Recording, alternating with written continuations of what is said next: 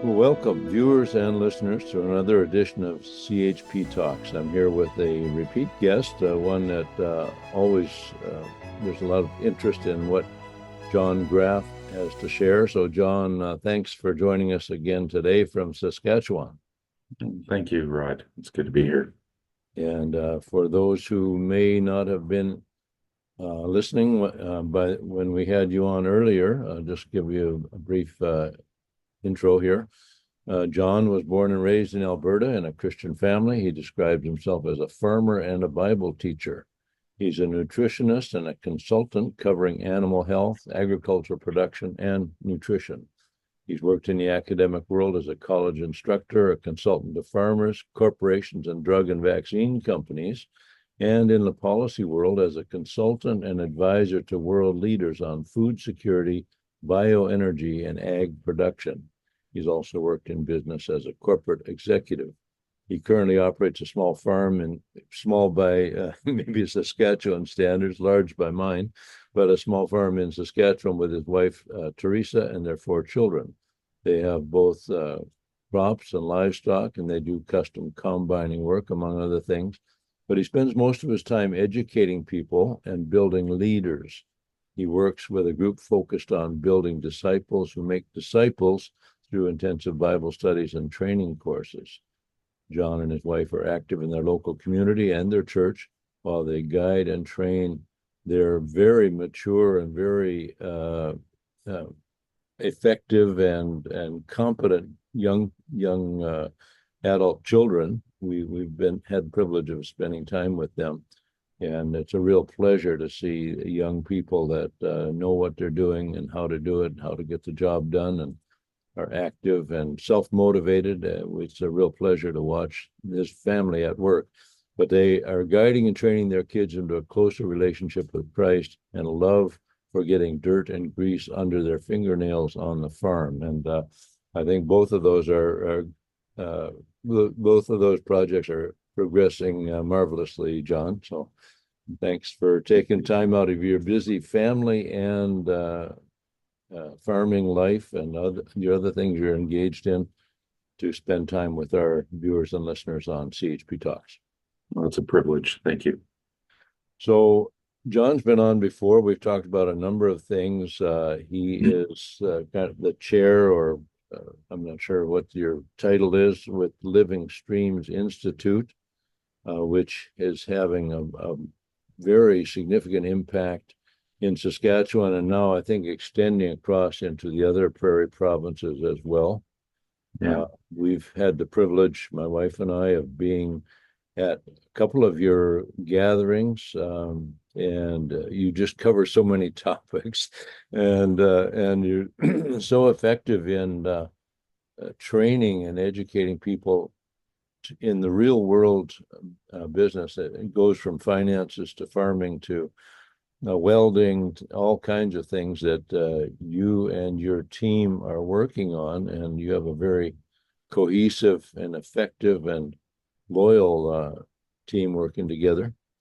But maybe a week or so ago, maybe a couple of weeks ago, I saw a couple of your articles, emails that came across my desk, and I thought it would be a great time to discuss these, and it has to do with central bank digital currencies, movements in the world of central banking. And I think one of the titles said the end of banking, and the other one said the end of money.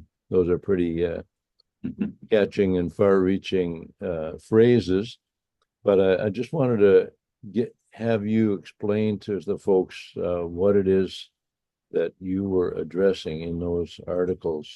It has to do with, there's a move, as we all know, world banking institutions and governments towards a central bank digital currency. We've spoken about it on this show before, but maybe you could start by telling us, first of all, what is digital currency and how would it differ from the type of online transactions that many of us are already doing with our banking systems? this is central bank digital currency. I know goes far beyond what we're experiencing today in terms of control and so on. So I'll let you start from scratch there and talk about what is a central bank digital currency. Okay. So just in leading up to that, I guess, why is some farmer from Saskatchewan and Bible teacher speaking about this type of stuff? Um, if you look in my bio, you mentioned that I was a consultant to world leaders and that kind of thing. And nearly 15, 18 years ago, um, when I was doing some of this consulting, and it lasted for several years, I had the opportunity, maybe not the privilege, of meeting with some of the top bankers in the world. When you talk about global bankers, I was meeting with CEOs, presidents, and heads of agricultural ends of some of the biggest banks, where they told us what they needed to be put into the plans and programs that we were discussing with other world leaders. And it concerned me greatly, what they were planning for the future. And so part of this comes into the ability to control your purchasing and your of all of what you purchase, what you use your money for. And they have spoken, so the Bank of International Settlements has said that they have a problem with cash, because with cash they don't know who is using a $100 bill and what they're buying it for, or a thousand peso bill in Mexico or something. They don't know, and they want to. They want to regulate and direct and control our purchases and change our consuming, what we want to purchase or what we buy through this. And so the technology has not been there until now. With the rise of the computers and now AI, 5G, all in fiber optics, these technologies that are linking and networking and having the ability to carry massive amounts of data are enabling them to now start implementing what they've just talked about and planned and told me in my previous roles what they wanted to see.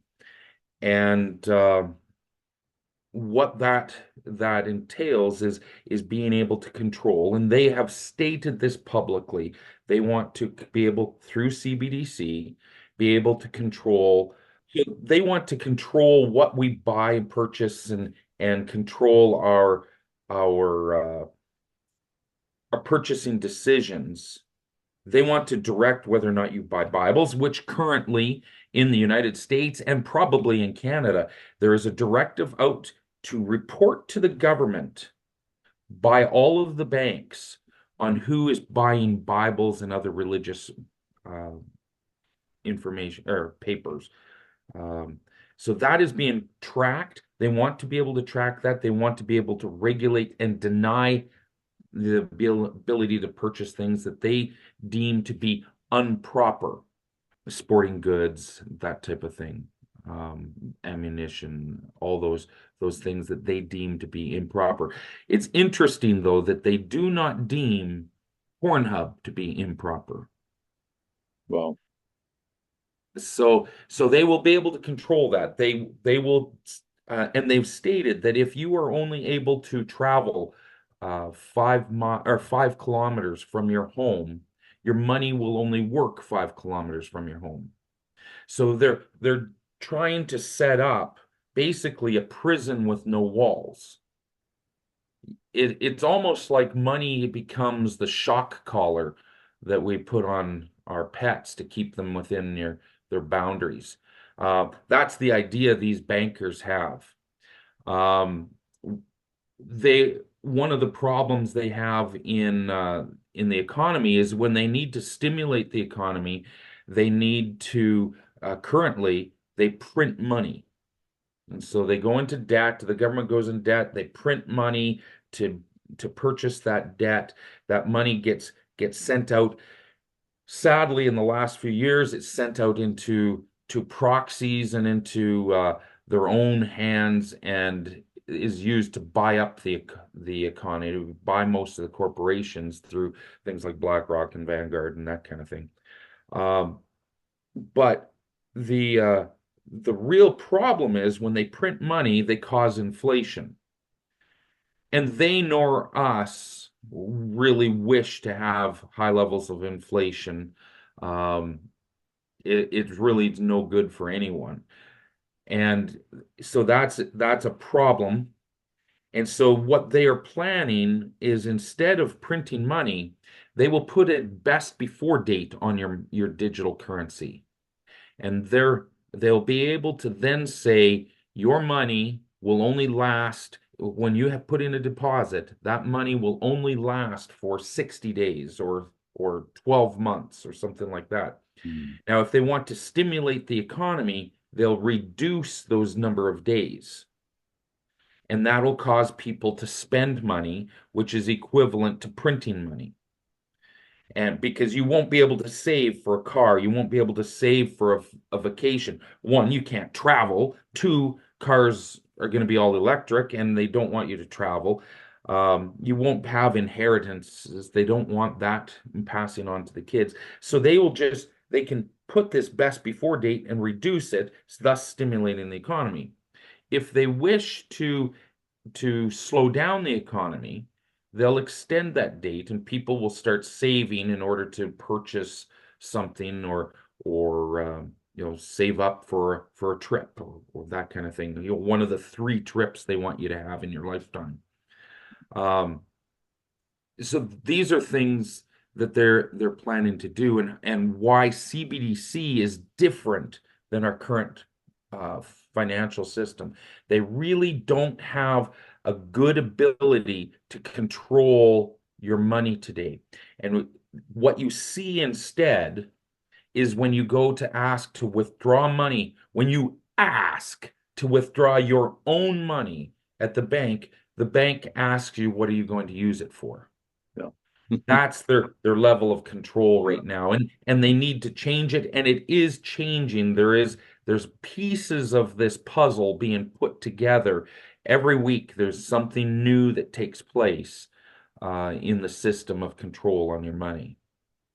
So in your articles, John, you know the end of banking, the end of money. You said that the central banks are backing off a little bit now. You made it very clear they're not canceling their plans at all, but Yeah. they may have had to readjust the timing of their move to central bank digital currencies and more control. And you want to talk about that, what would cause them to change their schedule of shifting to a more tyrannical form of money laundering, if you want to put it that way. Yeah. So for some of the people that don't know what we're talking about, in the Canada Bank Act, there is a sunset clause that was put into place of a few years back. Um, and that sunset clause states that banks will cease to be able to operate in Canada after a certain date. And when it was first put in place, it was a 5-year revolving time period. Every 5 years was a potential end of banking. But what happened is the Bank Act receives amendments anywhere from 3 to even 8 or 9 times a year. There's amendments, and every time there's a new amendment, that trigger of a 5-year revolving sunset takes place. In probably 2018, it changed from being a 5-year revolving to being 5 years from the budget. And then in 2021, they set a date. It no longer was a revolving time. They set the date to June 30th, 2025. And so from June 29th, 2021, during COVID, till just recently, that was the date.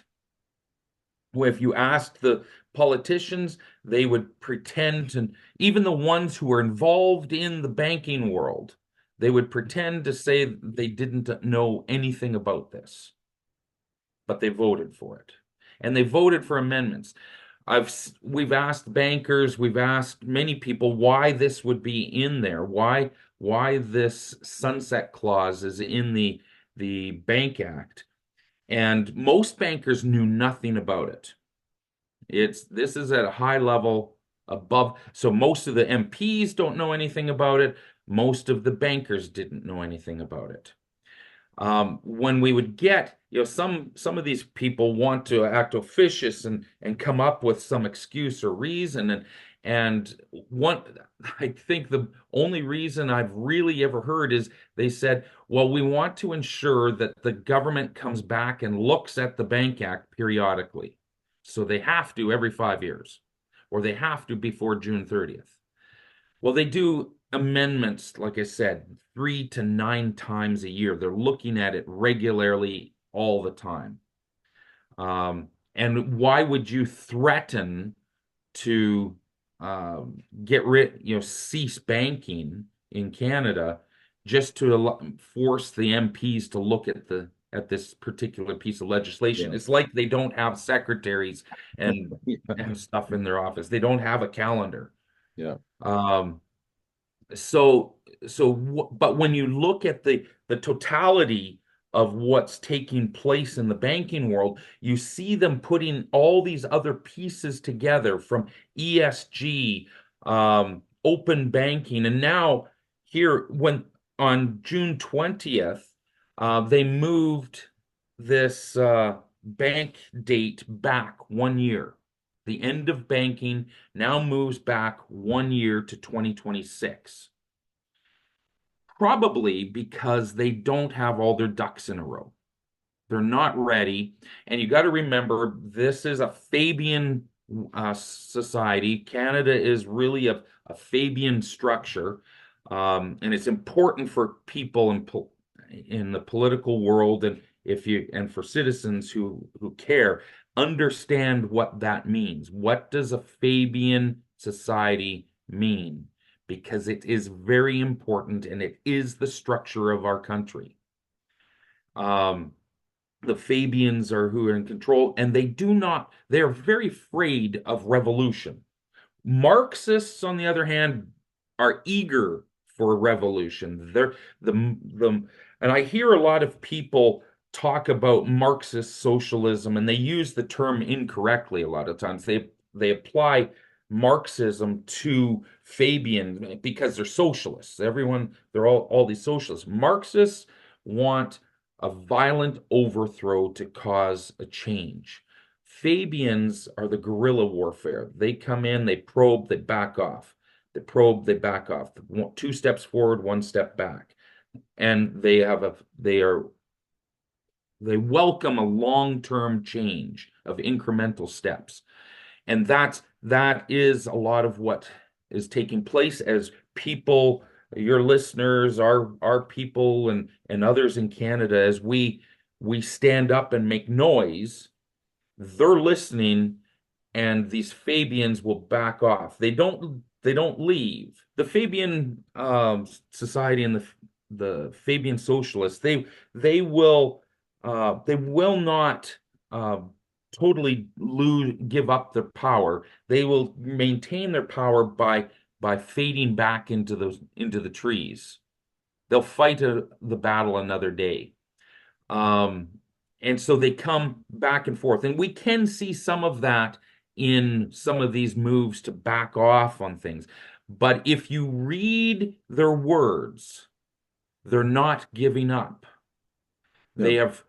They're moving to other things. You mentioned in the articles that I read that there's why are they holding back? And it's because there's a large segment of the Canadian population that has not bought into the plan yet, that basically are resisting the idea. I think are aware that there's a danger in these CBDC waters, and they're not willing to throw themselves into it. And so these guys, basically, your word was encouraging to people like us who are not going to comply with every move of government and banking institutions and globalists. And so they've backed off to try to let the population catch up with their ideas, I guess, is one way to put it. Yeah, to a certain extent, a lot of times this is smoke and mirrors. So the Central Bank of Canada did a survey of on CBDC, and I believe it was 85% of respondents were not in favor.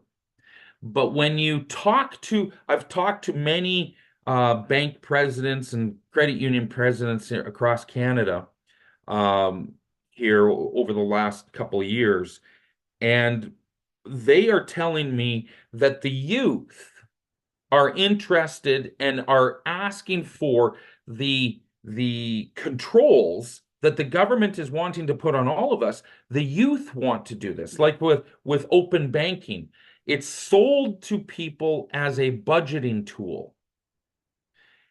Here in Canada, now it's being implemented worldwide, and every country has um, a different sales pitch for implementation. Here in Canada, the bank and the government is saying it's a budgeting tool, and they actually go so far as to say, let's use an example, that you're walking down the street, you are thirsty, you see a Starbucks, so you enter into your device the price of a Starbucks, and we tell you whether you can buy it or not. Mm. And the youth of today say, that's great. I don't have to think whether or not I can afford it. Okay.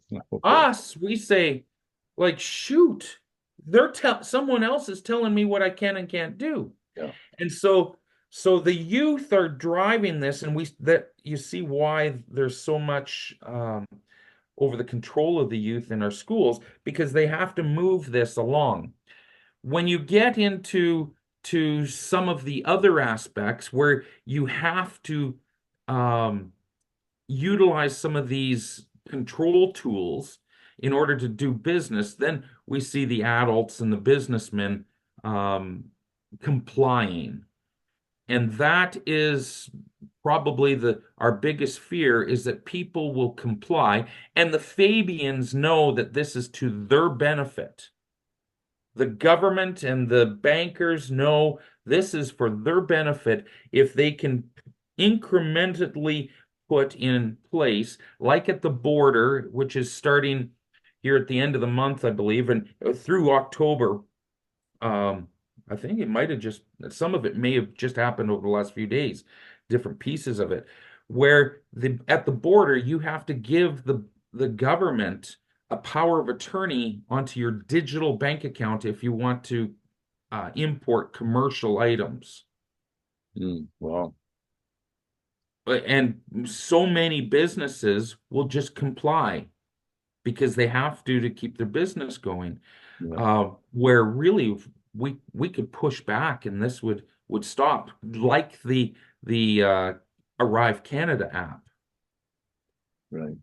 If enough people do not comply, then the system doesn't work. They rely on a majority of people going along with it, and then they can pick off the the non-compliant people one by one, or isolate them and make them feel helpless and lonely.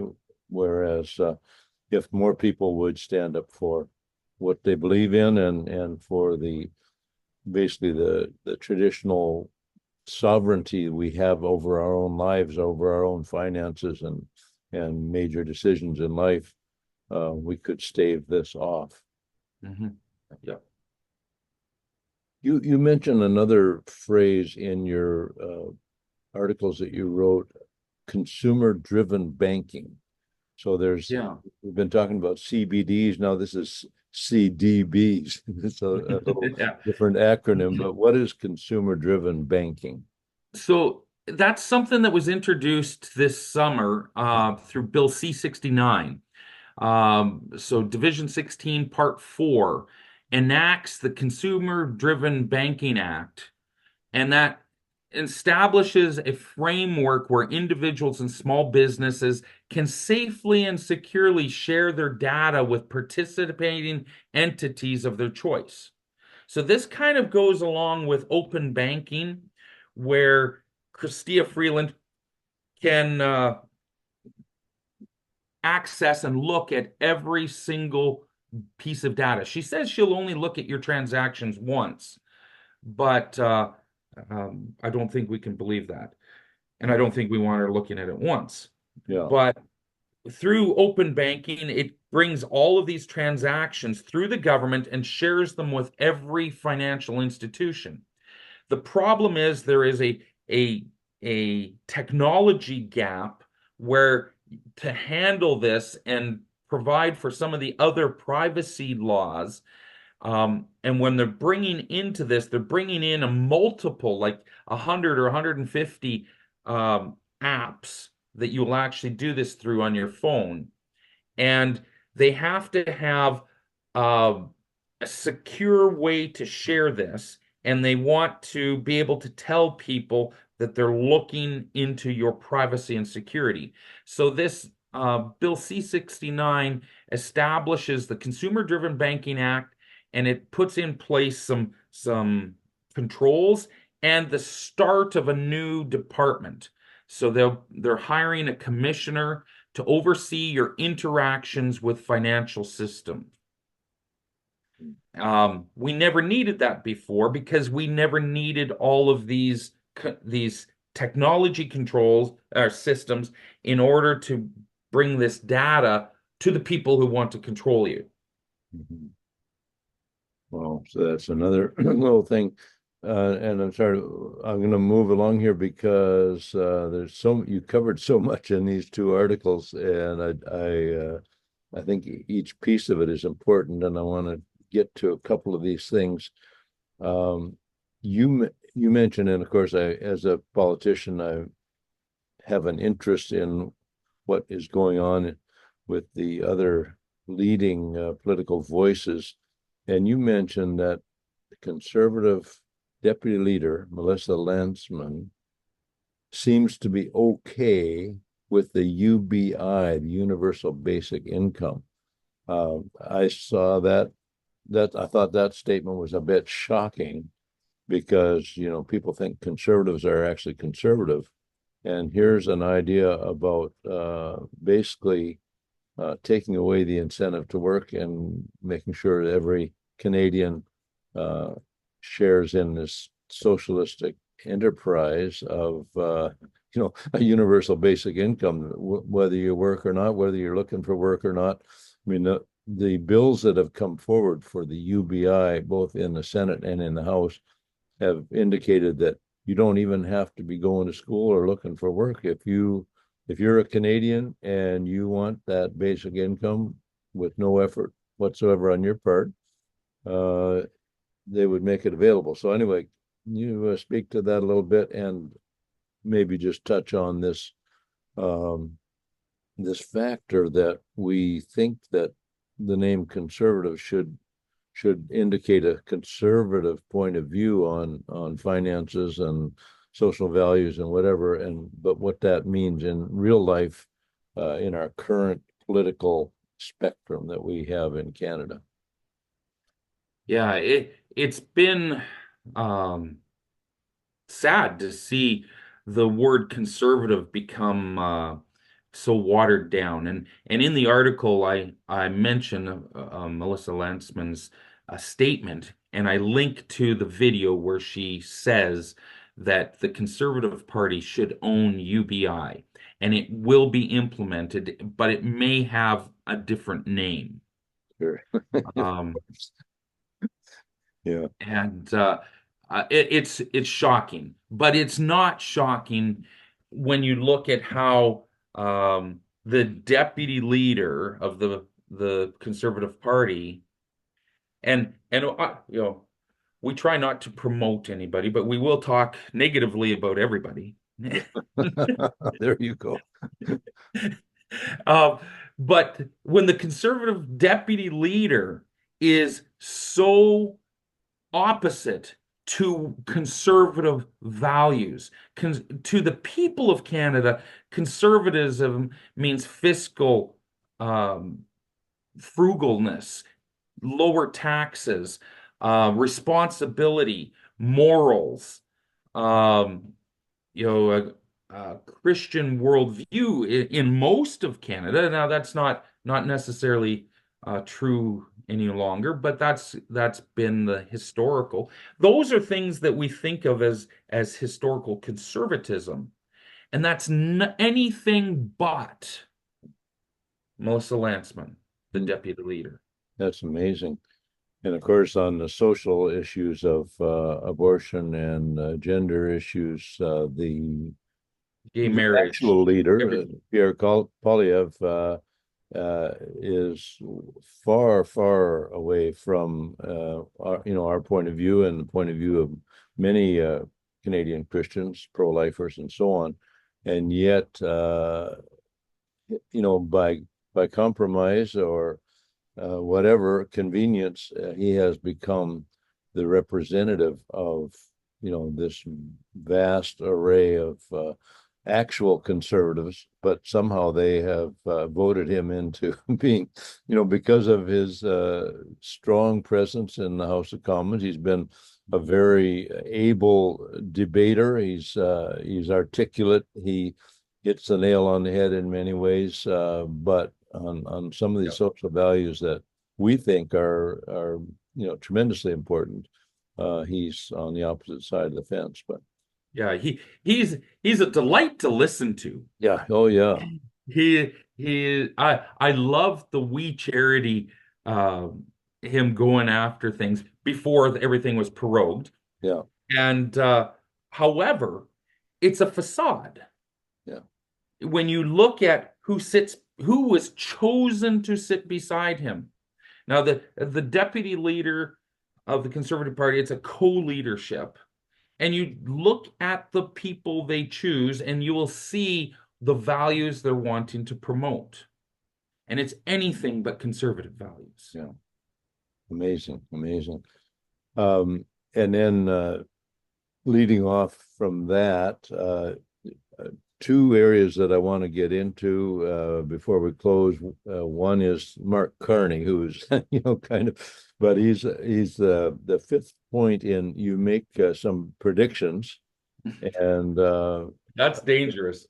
yeah, well, they're general enough that I don't think you can be found wrong on them. But you mentioned inflation, judicial corruption, supply chain struggles, the access to, through social credit scores to, being able to purchase. And then you talk about Mark Carney and the likelihood, in your opinion, that he might become the next leader of the Liberal Party. So anyway, you can take those in any order you want, or pick a couple of those and let us know So your view on I, them.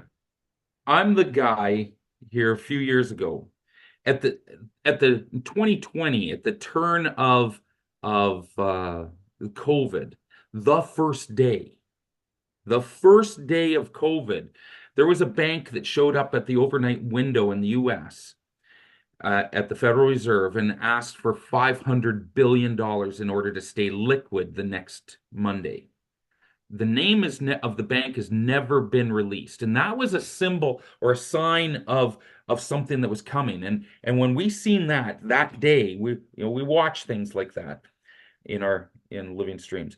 And at that time, when that happened, we predicted that inflation would take off because there would be printing of money to keep up with this liquidity requirement in the banking world. I think we've seen that take place. We predicted that there would be a 300% to 400% increase in the cost of most goods because of the trillions of dollars that were spent during COVID. That all parties in the Canadian government voted for, even the Conservatives. Yeah. And so when you go to the grocery store, you go to the clothing store, you go buy steel, you go buy plumbing for your house, and you see the price of things today compared to 5 years ago, you can thank every single one of your MPs. They voted for it. Yeah. We could identify a breakdown in the judicial system. Partly that's our fault as citizens. It's partly our fault because can we name 3 Supreme Court judges in Canada? Hmm. Anyone? Yeah. Name 3. Yeah. That's a problem. They're political appointees, and they're put in place to move an agenda. We've seen that take place. We've been extremely concerned over the supply chain issues, especially in our food supply, our fuels, those type of things. It's something every person needs to be dealing with, and we see it. Just look at what happened with Federated Co-op and all the co-op stores, how many of the grocery stores were without food on their shelves. That should never happen in a corporation of that size. But it did, and it's a sign of things to come. Mhm. They're implementing controls on all of our food. Just what was it, 2 weeks ago, the WEF came and told the different governments that you need to be looking at homegrown food. It's a danger to your health. We've been teaching that that's what they were going to do 2 years ago. They have been going out. The UN floated a job listing through all of the public health agencies, asking them if you have anybody who would be a good person for a position to go around in different jurisdictions and help start a regulatory system on your homegrown foods. Wow. That was, I think, 2 years ago, they filled those positions. We could go on and on that. To the vaccination, Bill C-293 that's in the Senate right now. For 2 years, we've been asking MPs. For 2 years, we've gone to the MPs, conservative MPs, asking them, why aren't you going out to your constituents about this law that's before Parliament, where it's going to regulate and eliminate all freedoms and give our choices and our controls over to unelected third parties, where in the food system it takes control and it states that the government must phase out livestock activities. Yeah. Terrible. Terrible. So those things have been happening. Now, looking forward, the person who probably is one of the most powerful people in Canada, maybe to the consternation of Miss Freeland, is probably Mark Carney. You know, the past Treasury Board and Bank of Canada and Bank of England the head of the Bank of England. That's a big position in the world. And he comes back to Canada. He's our envoy for climate change, I believe, to the UN. And now if you think of just a few weeks ago, he was called in to talk to our prime minister and help advise on the shuffling of cabinet. And now he's been made an advisor on economic policy. Mr. Carney has been present at every single economic crisis. He was there in the 2008 bubble burst in the US. He was at the table. He's been at the table in Davos. He's been at the table of all of the plans of everything that we stand against. He's a very likable type of guy. He's very smart. He should not be underestimated. And he's a Westerner too. So he's got he understands a lot of the same things that we do. But he is in the employ of the powers that be. And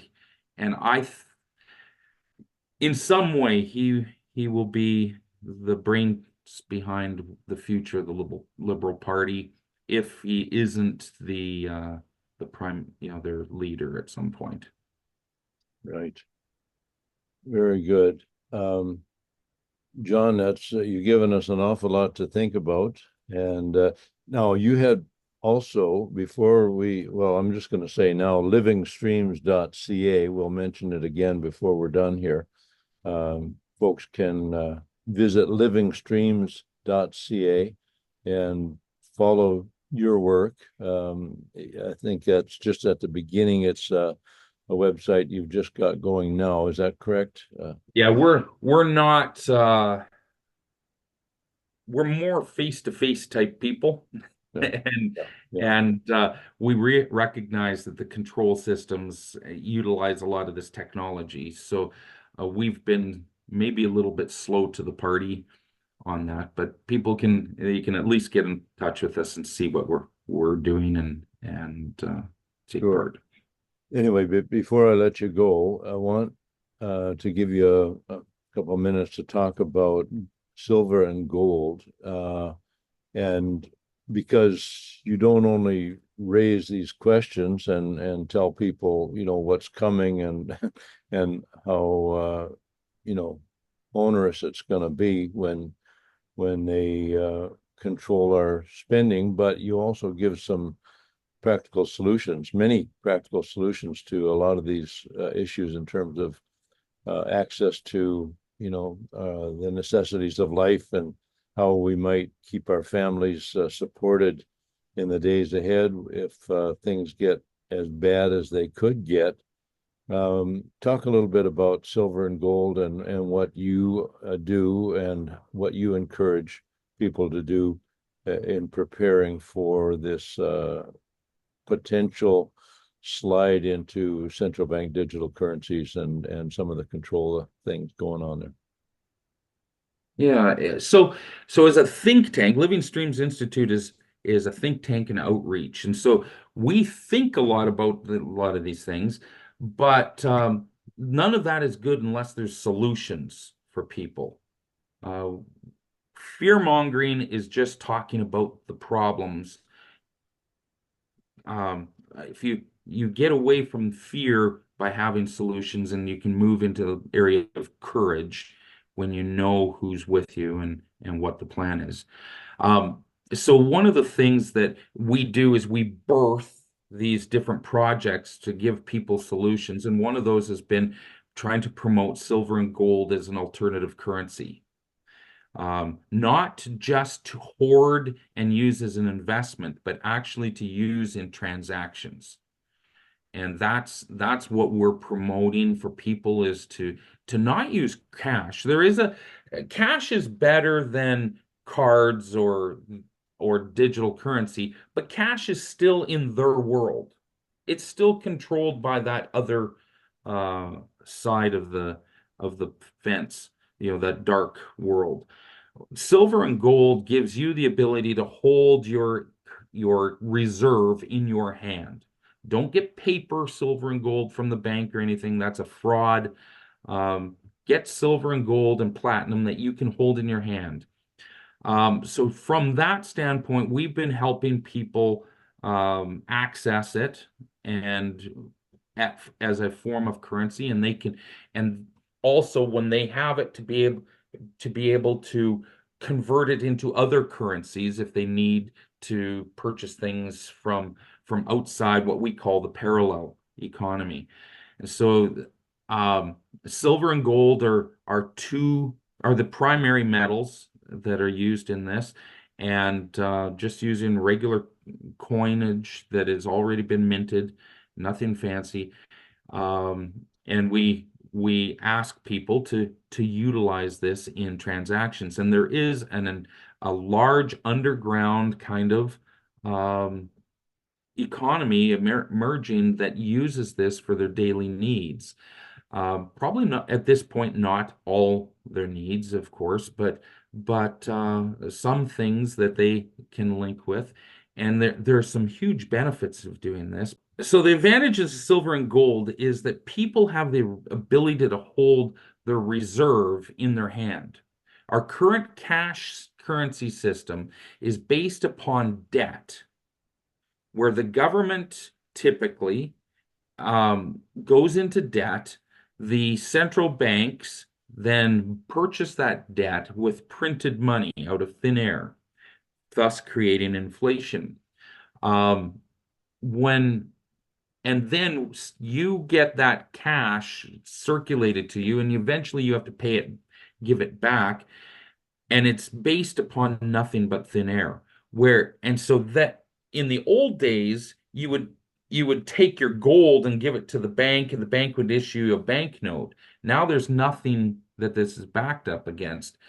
Um, and so it's moving toward a complete control system away from that. Um, where silver and gold allows you to hold this reserve. Your wealth is held in your hand. This currency of silver and gold, plus all of your assets that you would have, that's your wealth. And it's outside of the government or the central bank's ability to claw it back or control how you're going to use it. They can't track it. So we've been working at establishing systems and putting in place things that will allow people to use silver and gold as currency. They can use it in investments. They can use it in purchases of their daily needs, and they can hold it to gain a long-term recurring income back to them, which is different than traditional silver and gold that sits there and it appreciates or depreciates, but it doesn't go to work for you. As a farmer, I've always been, most farmers have, most small farmers at least, have very low and small bank accounts, but we have large assets amount. And I've been more interested in having my cows instead of a bank account, because a cow has a calf. Stocks and some of those things just sit there and they appreciate or depreciate. Silver and gold has had that problem in the past, but that's where we've been working on systems in order to be able to help that silver and gold have a calf per se, produce a return to the holder. Yeah. And those things are moving forward, and I think will help make silver and gold a currency rather than a collectible or a hard long-term asset, investment. Big difference, and thank you for laying that out for us. So, folks, you want to tap into more of this wisdom, go to livingstreams.ca, and also we've got some past episodes that John has talked about various things. If you didn't hear them, you could find them at CHP Talks, either on YouTube or Apple Podcasts or whatever. Anyway, John, thank you for taking the time away from your family and your farm and your other work to speak with our viewers and listeners. I know you've just gotten back from a big trip, and you must have things out there that require you getting dirt and grease under your fingernails. But anyways, I know that when you step into an office like this, your family is carrying on with the work out there. They're all such wonderful workers. Your wife is a tremendous helpmate to you and partner with you in all that you do.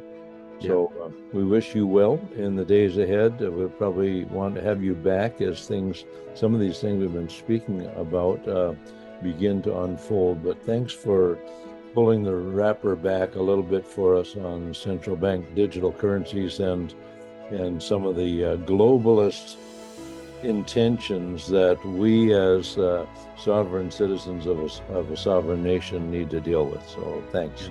Well, thanks, Rod. And we'll be praying for you and CHP and the upcoming elections and stuff as well. Wonderful. Thank you so much. God bless you, and greetings to your family. All right. Thank you. Bye-bye.